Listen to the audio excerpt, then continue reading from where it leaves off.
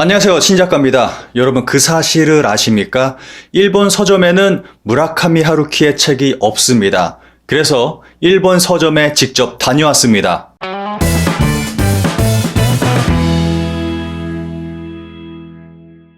무라카미 하루키에 대해서 잘 모르시는 분들을 위해서 잠깐 간략하게 설명을 드리면은 1949년생으로 1979년에 바람의 노래를 들어라 라는 소설로 데뷔를 했습니다. 한국에서는 노르웨이 숲, 한국 출판명으로는 상실의 시대라는 제목으로 출판을 해서 한국에서도 굉장히 크게 히트를 했고 그 이후로 출판하는 책들이 전부 다 베스트셀러에 오르는 굉장히 실력 있고 유명한 작가입니다. 물론 한국과 일본과 한국에서만 유명한 게 아니라 전 세계적으로 좀 인기가 있는 굉장히 유명한 그러한 작가입니다. 그래서 일본이 가장 밀고 있는 노벨 문학상 영순위 후보에 올라 있는 사람이 바로 무라카미 하루키입니다. 그런데 무라카미 하루키가 언제부턴가 일본에서 굉장히 커다란 비난을 받고 있습니다.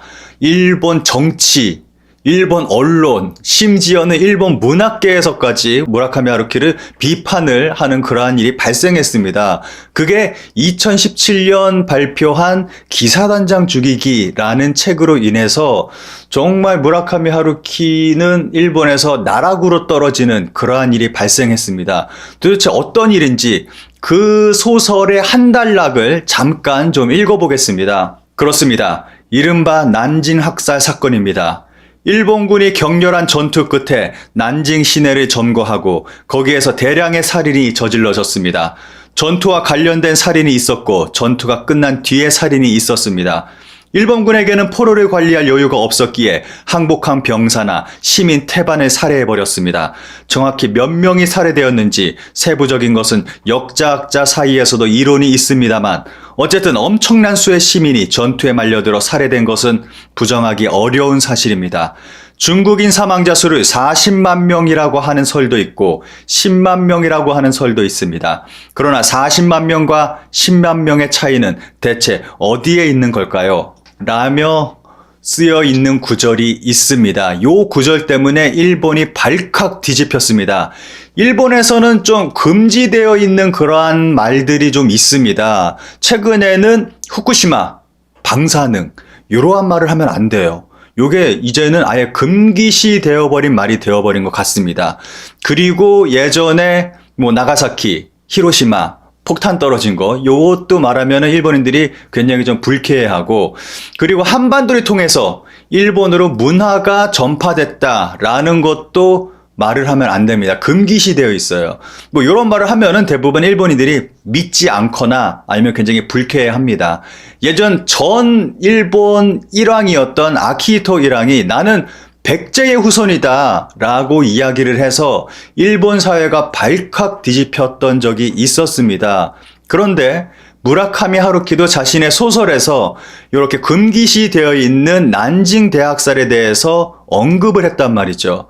그래서 일본 사회가 발칵 뒤집혔습니다. 그리고 노벨 문학상 영순이라고 말할 수 있던 사람이 정말 나라를 팔아먹는다라는 비난을 받을 정도로 정말 나락으로 떨어지는 그러한 일이 있었습니다. 아무래도 일본인들은 역사에 대해서 좀 열등감 같은 거를 많이 가지고 있는 것 같아요. 그래서 이러한 현상들이 자주 일어나고 있는 것 같습니다. 무라카미 하루키는 자신의 소설뿐만 아니라 일상에서도 자신의 소신을 이야기하는 작가로 유명합니다. 2015년 교토통신과의 인터뷰에서 사죄는 부끄러운 일이 아니다. 과거 일본의 침략 사실을 인정하고 산대국이 됐다고 할 때까지 사죄해야 한다고 발언한 바가 있습니다. 그리고 자신의 아버지가 중국을 침략한 일본군 출신이다 라고 고백까지 했었습니다. 그가 쓴 에세이에서 아버지의 전쟁 체험에 대해서 이야기한 게 있는데 아무리 불쾌하고 눈을 돌리고 싶은 것이 있다 해도 사람은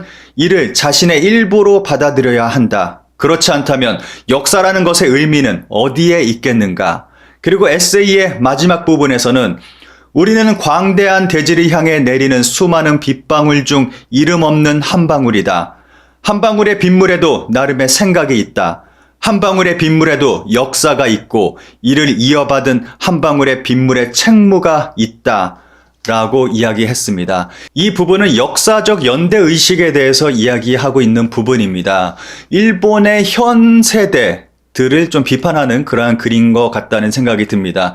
일본의 젊은 세대들은 이렇게 얘기를 합니다. 왜 우리 할아버지가 저지른 일에 대해서 우리가 반성을 해야 되냐? 왜 할아버지의 범죄를 우리가 사과를 해야 되냐라고 하는 젊은이들이 굉장히 많습니다.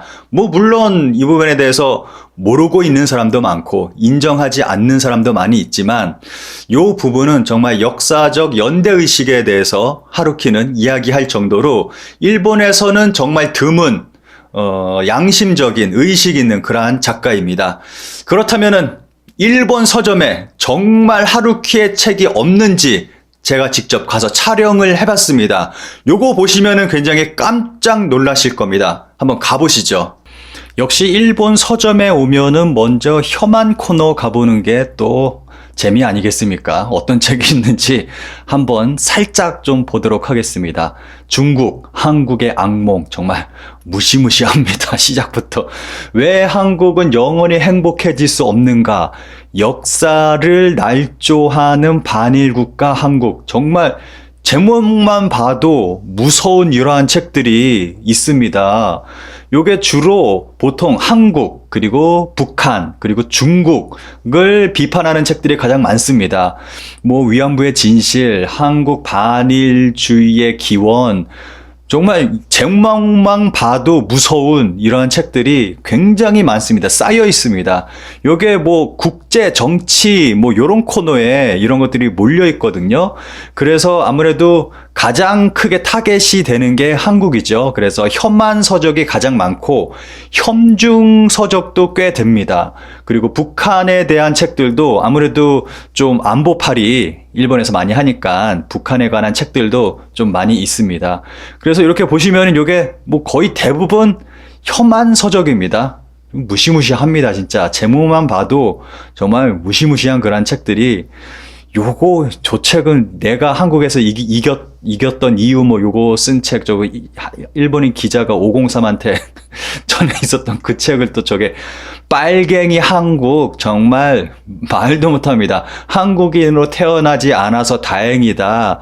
저거는 한국의 하류 사회. 저 책은 제가 가지고 있는데 말도 안 되는 내용의 그런 내용을 담은 그러한 책들이 이렇게 팔리고 있습니다. 요거 인기 작가 코너 가봤습니다. 하루키 코너 보도록 하겠습니다. 하루키 책이 어떻게 되어 있는지 보도록 하겠습니다. 보시면은 IQ84라고 하시는 분은 많은데 1Q84입니다. 요거는 조지 오웰의 소설 1984의 제목을 따와서 Q가 일본어로 9하고 발음이 똑같아서 1984입니다.